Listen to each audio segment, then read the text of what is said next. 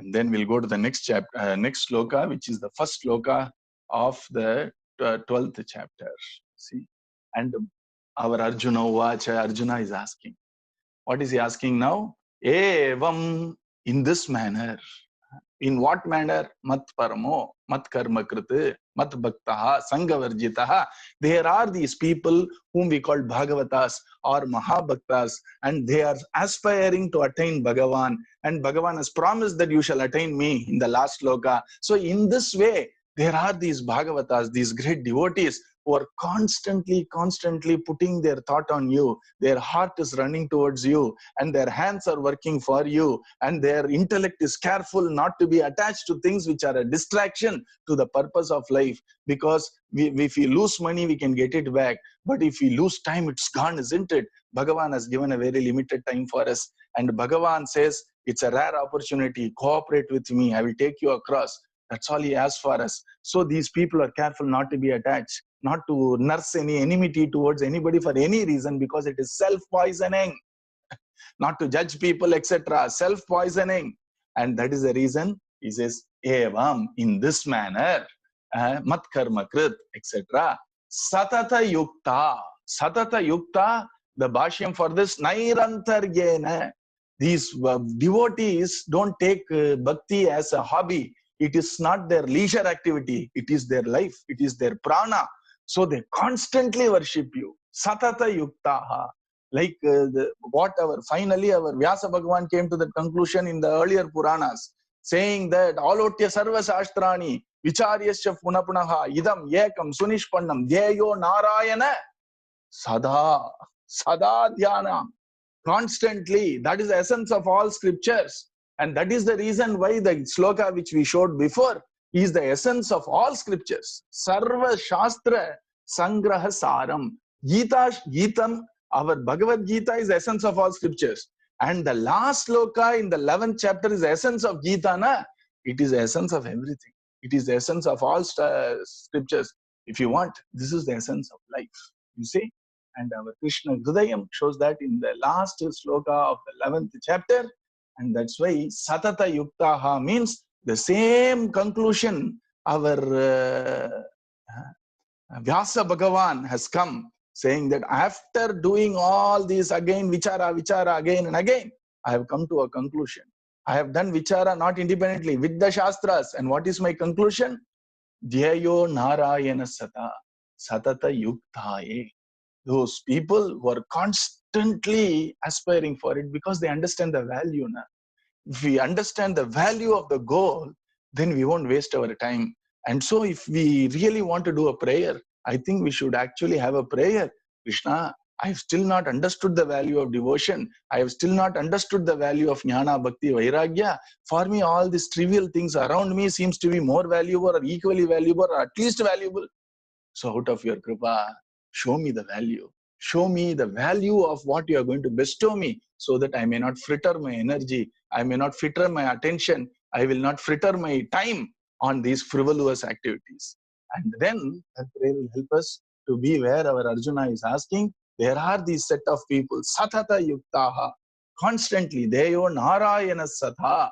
And these Mahatmas like, Bodhendra Swamigal or Narayana Tirtha, or Vijaya Gopala Swami, or all this Balakrishnananda, our Swamiji used to say, these people constant namam, constant gunanu bhajanam, constant puja. So they wasted not even a second because they understood the value. You see, some of them are Mahatma, some of them are Avatara Purushas. But then, if you look at them as how they led their life, that's also a source of inspiration for that. You see, and that's why our Kapila Vasudeva Bhagavan says, Madashrayaha katha mrishtaha shrunvanti katayanti cha. Constantly engaging. Constantly engaging. If we are doing Parayana, engage in that Parayana. We are looking, it is Ramayanam, Ramachandra Prabhu, Siya Ramvara, and I am doing this Parayana. If I get a little tired in the eyes, I can close the book and then Shri Ram, Siya Ram, Siya Ram, Siya Ram. I can do the bhajana. And for some time, if I feel a little bit of, cramped, stand up, put our Krishna in the center. And then, Ehi Gopala, Shri Vanamala, Radha Lola, Yagi Krishna, Nanda Kumaraya Krishna Navanita Choraya Ki Divyanama. இதுதான் ஏவம் சதத. That is the standard which our Arjuna is asking. Whether it happens now or later, it is good to imagine that and be inspired and pray for it. And I already told about Mahatmas. Even in the night, those people are capable of constant thought. They don't sleep. They do even mono acting. Our Swamiji has spoken about such a great Mahatma. And the essence of it is Satata Yuktaya is our Parama Guru is our Gopisna. Tan Manaskaha, Tad Alapaha, Tad Vicheshtitaha, Tadatmikaha, Tad Gunan Eva Gayantyo. And no other smarana further. That is their state. And that's how bhaktas are. And he says, Evam Satata Yuktaye Ye Bhaktaha. This Bhakta and the Bhashyam for Bhakta is Ananya Sharana. This means these are having the bhakti of Bhagavan alone. Sadhana, Bhagavad Kripa and Bhakti Sadhana alone. And for them, they have no other thoughts, etc. The example given by our Swamiji is Tyagaraja Swami. He had a daughter. You see, as a father, he loved his daughter, obviously. But then the daughter had to be married. This is about 150 years back, Tyagaraja Swami in Tiruvayar. And then, even when Lakshmi came knocking his doors, the local Sarvabhoji Raja sent loads of money to show his appreciation, love and respect to Tyagaraja Swami. You know what he said? Nidichala Sukama, Ramuni Sannidhi Seva Sukama. Mannam, dear mind, you tell me, is this, do you want to completely wallow in this ditch of money, or do you want to actually relish the puja of Ramachandra? Sent it back. At least he didn't go around, he didn't aspire. When somebody sends it in, he's sending it back. And when people asked him, Ma kelara vicharamu, I have no vichara, I have no problem. Why? It's Rama's family, Rama will take care. And constantly, no other sadhana, no other ashraya, no other deity. Adhaan Pari upasate bhaktaha. And bhakta means that is the state of bhakta. And he said, Bhaktas tvam pari upasate. And our Swamiji very beautifully sings that for me, Krishna is the only refuge. And why? Veroro devate nanariyadadal veroro devamum yenayariyad. Krishna, I don't know any other Devam except you. Nee allal Devam illai. And because I don't know any other deity, other deities also don't know me. So Ananya Sharanaha. Bhakta means Ananya Sharanaha. Bhaktas means people who have surrendered to one and only Bhagavan Sri Krishna. And that is the state, na? And they do Tvam. See how simple it is for bhakti. The question framing itself. Krishna, those people who worship you, finish. But for Nirguna, he has to give a big list. He can't openly say Tvam like that. Na? So he said for bhakti, very simple. Na? Tvam, they worship you. And who? Bhagavan Sri Krishna, Parthasarathi, Gokula Nandan, Madhuradi Ishvara. So worship you. And it is a fortune of Partha that he is asking our Bhagavan Sri Krishna the path to attain Bhagavan Sri Krishna after attaining Bhagavan Sri Krishna. Inga sadhana, inga sadhya. After attaining sadhya, he is asking for sadhana. You see, when Krishna is driving the chariot, Pari upasate, they worship. Pari upasate. They worship, which means they constantly think about you. Smaranam, because it's bhakta, na? So Pari upasate here means sada sukhamayamana dhyanam. Chittam sukhena bhavata apagritam griheshu solralya. Sukhamana sukhayati me hridayam. Samsaramaya sukha vaidyam. Smarane sukham. Adudhan upasate. See, that path itself, upasana, has become saukyam, sukham. That is the beauty of this path. So they constantly do smaranam. It's all about smaranam. Even puja, mind has to be involved. Na? We are talking about this Nitya Yukta people. So they are constantly engaged in this. And then he is asking the other set, yeah, those cha api. Again, there are those others, api. Ye cha api, the others who have aksharam, avyaktam, tesham. And they have desires, they have renounced all desires, who have given up all action, the sannyasis, they meditate upon the Brahman. How do they meditate upon Brahman? They meditate upon Bhagavan Sri Krishna's nameless, formless state in form of aksharam, avyaktam. When we aksharam means that which is immutable, that which is cannot be destroyed. You see, and since that absolute Brahman is without name and form, it does not have a form. Hence, it is also aksharam. Any name and form are incidental, isn't it? And name and form are subject to destruction, no doubt about it. Can't we see it in the world? Let us get an example. What does aksharam really mean? When we have mud and we made a pot out of the mud, pot is also mud only, na? But then I don't see pot as mud. I see it as a pot. So now I have a name for this special name called pot. And then it has a form. It has a small neck and a bulging bottom with an opening in the top. After some time, what happens? If I accidentally drop the pot and it breaks, now what happened? What got destroyed? The pot didn't get destroyed. The mud has gone back to mud, that's all. The effect has now gone back and become one with the cause. There is no nasam, na? Incidentally, there is only one nasam. It was mud and it is mud, and one day it is going to go back to mud. Is there any nasam for mud here? No. But incidentally, there is a nasam. I used to see it in a name and a form. The moment that pot broke, what disappeared is nothing tangible, but something which I ascribed a name and form, which is called a pot, the name pot and the form of the pot. Only these two disappeared. Na? But for that absolute Brahman, absolutely immutable, it is totally beyond destruction because it is constantly in that state. There is no name and form, so it is not destroyed. Now you may have a question. So all these worldly names and form, every worldly name and form will get destroyed? Yes. And only that Satchit Anandam or Brahman or whatever you call it, only that is indestructible? Yes.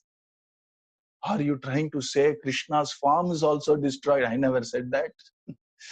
Because nobody ever said Krishna's form or Krishna's name is Laukikam or Prakritam.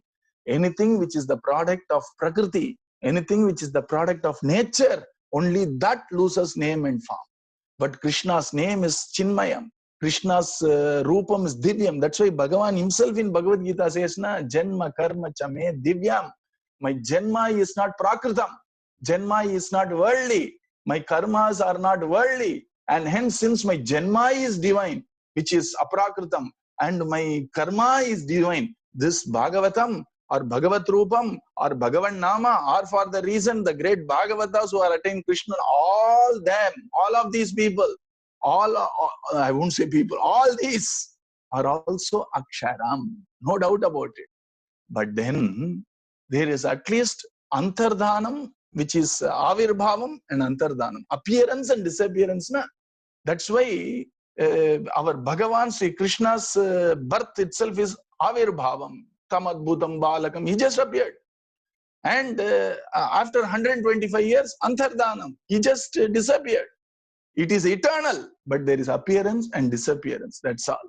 And even that is not there for Satchitanandam. Krishna Rupam Saprakritam, Nityam. Appearance and disappearance is there, that's all. Not creation and destruction. If we have bhakti, we can actually see that eternal Krishna's form, Gocharam, our Hridaya Gocharam. It becomes Gocharam or it becomes manifest in our heart. Indranila Vikasena Swarupena Hridistitaha Yafpati Vishayobhyamam Vasudevo Gurur Mama. So appearance is there, disappearance is there. Nobody ever said that Krishna Rupam is created and destroyed, because it is not Prakritam, it is not of this world. You see? But then the point shown by all these Nirguna Nishtas is anything which has a Rupa and anything which has a name has to finally abide in Arupam. You see? And they are concerned that which is infinite, that which is all pervading. You are trying to contain that which is infinite into something finite, and they feel very uneasy with that.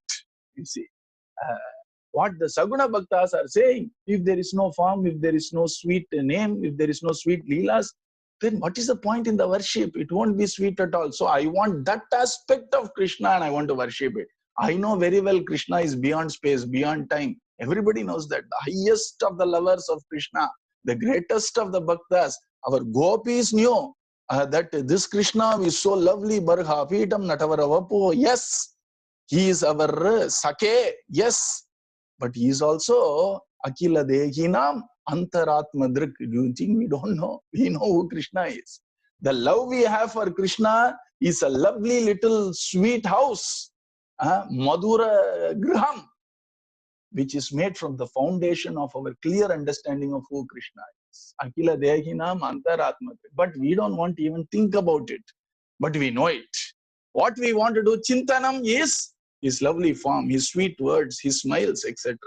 So that's how Saguna Bhaktas look at it. They very well know that Krishna is also infinite. Swarupam of Krishna, they know. They know Krishna is Antaryami of every living being here. They know Krishna is the Antaryami of the world. You see, yet they want to have the sweet path of worshipping the same Antaryami, the same Sachidananda Rupam. For us, Sachidanandam has taken a Rupam. And that Rupam is what we want to. Is it separated? Is it different? They say this is more Madhuram for us. This is a Madhura Upasana. We are worshipping the same person. We are worshipping the same entity. We are worshipping the same divinity. But in our worship, there is sweetness. Is their way of looking at it. Nirguna Upasaka says, how can I contain? How can I limit that which is infinite into a name and form is their concern. Ruchi Bedam. Two different paths. Paksha Bedam. And Bhagavan is common to both. You see, it is the same Krishna which in Shanta Bhava our Shuka Muni is worshipping. It is the same Krishna which in Madhura Bhava gopis are worshipping. In Shanta Bhava, Shuka Muni saw it as all pervading. The one who is within, one who is outside. Where he is he not? The one who is Sachidanandam, the one with Sat, existence, Chit, which is consciousness, Anandam, which is Anandam, which is Anandam. If I say joy, it's a problem. If I say bliss, it is a problem. There is no equivalent word for Anandam. Let's keep it as Anandam. That is Krishna. Sachidananda Rupaya. Sachidananda Rupaya is Nirguna Nishta's focus of Krishna. Vishwotpatyadi Hetave Tapatraya Vinashaya is Saguna Bhakta's way of Upasana. Both of them, Sri Krishnaya Vayam Numaha. They are all falling at the feet of that Krishna only. These people approach it as Sachidananda Rupaya. Those people, the devotees, us, we approach Krishna as Vishwotpatyadi Hetave Tapatraya Vinashaya. And both of us merge where? Krishna Charanam, only in the different form. Sri Krishnaya Vayam. And that is what is the question of our Arjuna. Of these two, Ke Yoga Vittamaha. Of Desham, of these two, Ke Yoga Vittamaha. Which of them knows yoga the best? Who are the better yogis? Who are the better established yogis? That should be the question. But he didn't say Tesham Ke Yoga Vittarahan Kekaliye. When you have two people, if there is comparative degree, you should use only Ar instead of Est. You say A is there, B is there. Who is better? Arda or no? Not the best of the two solala. So the moment our Arjuna is asking who is the best, he means even if I missed any other categories, include that also. And tell me of all the categories which I asked, and maybe I didn't ask also, even if I exclude it, tell me the supreme. Don't just contain your answer to just address my question. Please contain your answer to respond to my query. You see the difference? Think about it. So, tesham ke yoga vittamaha. Tell me who is the Supreme. I'm interested to know who is the Supreme. Such is the significance. And since these people who are all devotees, Bhagavatas, Parama Bhaktas, Prema Bhaktas, and people who are aspiring Jnana Marga, Jnana Vicharis, and Atma Vicharis, both finally have to come to Krishna only in different forms, which we will see. And since Krishna is common to both, and so whom can we ask this question but Krishna himself? Hence, our Arjuna is asking Krishna, of these two, tell me who is the best, not better, best yoga vittama, which means include anything which I have left also. If there is somebody who is in between or lower, etc., don't worry about. Tell me what is the best. I want to know. In your opinion, what is the best? And Krishna's opinion is Shastra for us. And it is very relevant because Krishna is Yatte Yogeshwara Krishna. And this Gita is Yoga Shastra. And Arjuna is in Vishada Yoga. So all the three coming together to ask a question about yoga. Tesham ke yoga vittamaha. Hare Rama, Rama Rama, Hare Hare, Hare Krishna, Krishna Krishna, Hare Hare. Hare Rama, Rama Rama, Hare Hare, Hare Krishna, Krishna Krishna, Hare Hare. Hare Rama, Rama Rama, Hare Hare, Hare Krishna, Krishna Krishna, Hare Hare. Hare Rama, Rama Rama, Hare Hare, Hare Krishna, Krishna Krishna, Hare Hare. Hare Rama, Rama Rama, Hare Hare, Hare Krishna, Krishna Krishna,